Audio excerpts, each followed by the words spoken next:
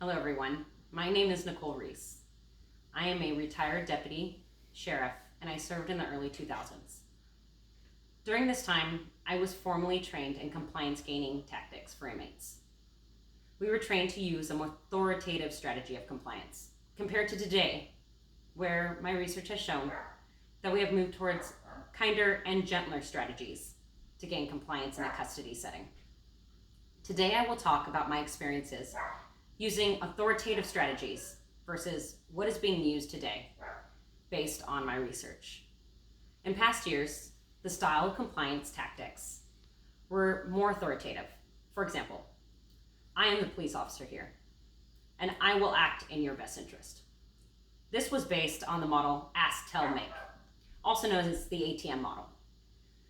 This strategy was used in order to gain compliance from inmates by asking, is there anything I can say or do to make you comply? Then telling them, if you do not comply, there will be consequences. And then finally, you make them comply with your demands.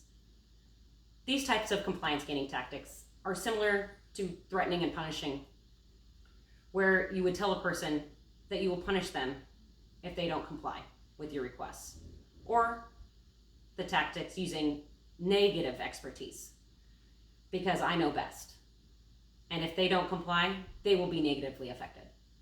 Or the administrating punishment tactic, where they will be continued to be punished until they comply with your requests. For example, when I was a deputy and I was trying to move a defiant inmate from a cell, I would first use the Ask, Tell, Make model. I would start off by asking the inmate, is there anything I can say or do to make you comply? Next, I would tell them, if you do not comply, I will pepper spray you and send in the extraction team to forcefully remove you from your cell.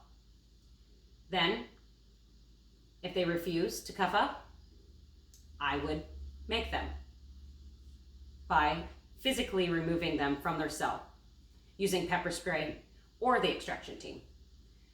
It was during this time that the asking portion of this model may have given the illusion of the inmate having an option, but I knew as well as they did that there was no option. Which leads us into today's compliance gaining tactics. In Sacramento, California, in Contra Costa County, their response to inmate lawsuits regarding inhumane jail conditions resulted in a policy change, which is now being considered as a national model for reducing the use of isolation cells. Using the same ATM model, deputies are now using cookies and snacks to encourage inmate compliance. As Don Spector recalls in the article, California Jails Use Cookies, Snacks to Encourage Inmate Compliance, written in Corrections 1, Correction Policies 2019. What if we gave you a couple extra cookies and another sandwich? Would you move? He said, yes. And they were like, wow. Based on my research, now, peace officers are still using the same Ask, Tell, Make model, but it has now evolved into positive reinforcement using cookies and snacks.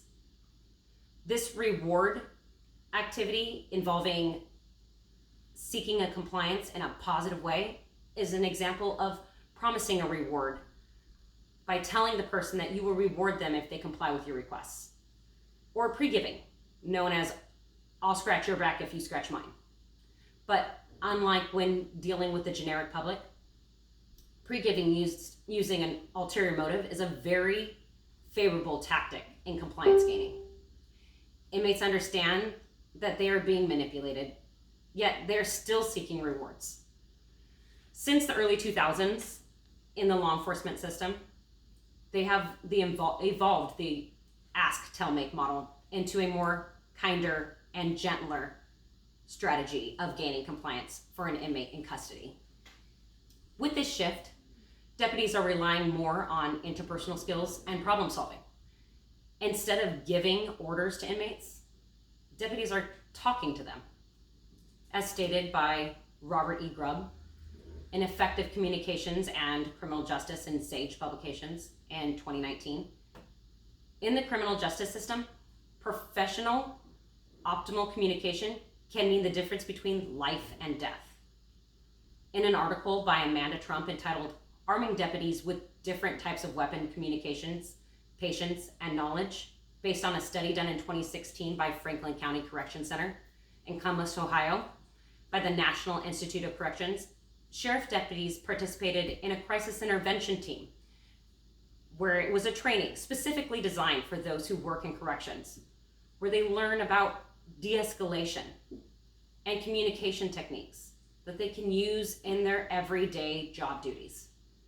These scenarios are using actors engaging in challenging behaviors to allow deputies to apply these classroom trainings to handle these situations effectively, safely, and with compassion.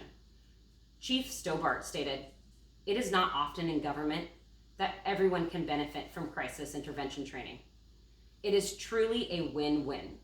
Deputies, inmates, and the community all benefit." So as I have explained today, compliance gaining tactics are ever evolving, and recognizing that rewarding activity is a more humane, reasonable means of compliance gaining in the custody setting is a must. Thank you very much.